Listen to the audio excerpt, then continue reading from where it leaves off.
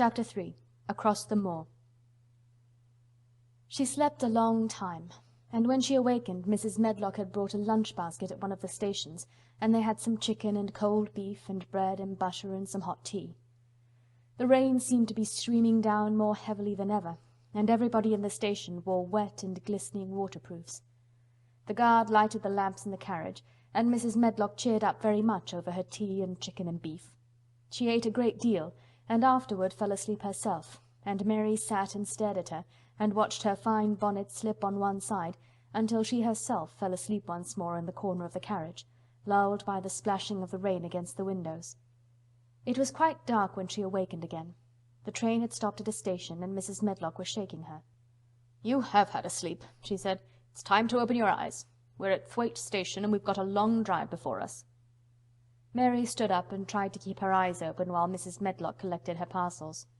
The little girl did not offer to help her, because in India native servants always picked up or carried things, and it seemed quite proper that other people should wait on one.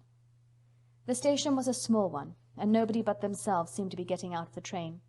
The station-master spoke to Mrs. Medlock in a rough, good-natured way, pronouncing his words in a queer, broad fashion which Mary found out afterwards was Yorkshire.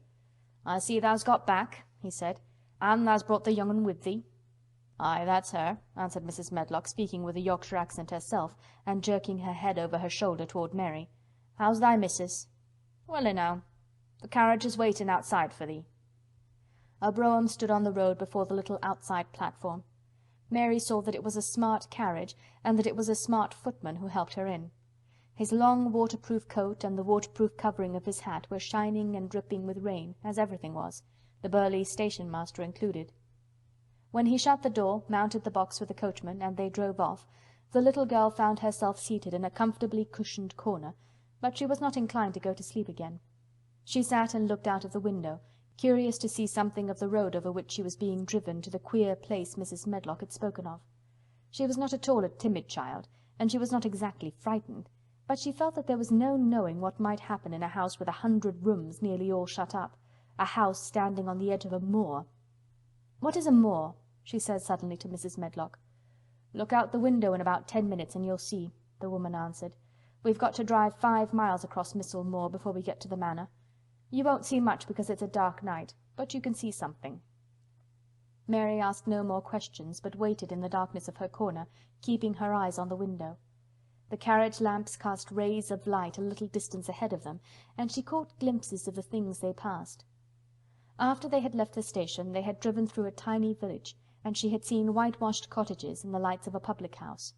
Then they had passed a church and a vicarage, and a little shop window or so in a cottage with toys and sweets and odd things set out for sale. Then they were on the high road, and she saw hedges and trees. After that, there seemed nothing different for a long time, or at least it seemed a long time to her. At last the horses began to go more slowly, as if they were climbing uphill, and presently there seemed to be no more hedges and no more trees.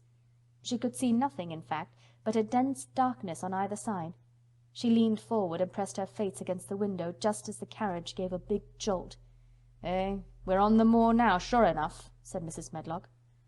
The carriage lamps shed a yellow light on a rough-looking road which seemed to be cut through bushes and low-growing things, which ended in the great expanse of dark apparently spread out before and around them.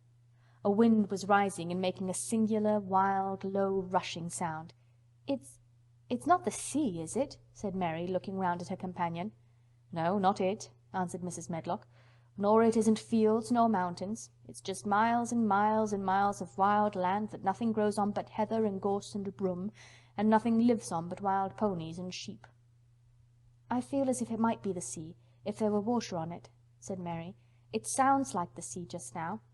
"That's the wind blowing through the bushes," Mrs. Medlock said. "It's a wild, dreary enough place to my mind, though there's plenty that likes it, particularly when the heather's in bloom." On and on they drove through the darkness, and though the rain stopped, the wind rushed by and whistled and made strange sounds. The road went up and down, and several times the carriage passed over a little bridge beneath which water rushed very fast, with a great deal of noise. Mary felt as if the drive would never come to an end, and that the wide, bleak moor was a wide expanse of black ocean through which she was passing on a strip of dry land. "I don't like it," she said to herself. "I don't like it. and she pinched her thin lips more tightly together. The horses were climbing up a hilly piece of road when she first caught sight of a light. Mrs. Medlock saw it as soon as she did, and drew a long sigh of relief. I am glad to see that bit of light twinkling," she exclaimed. "It's the light in the lodge window. We shall get a good cup of tea after a bit, at all events." It was after a bit, as she said, for when the carriage passed through the park gates there was still 2 miles of avenue to drive through, and the trees, which nearly met overhead, made it seem as if they were driving through a long, dark vault. They drove out of the vault into a clear space, and stopped before an immensely long but low-built house, which seemed to ramble round a stone court.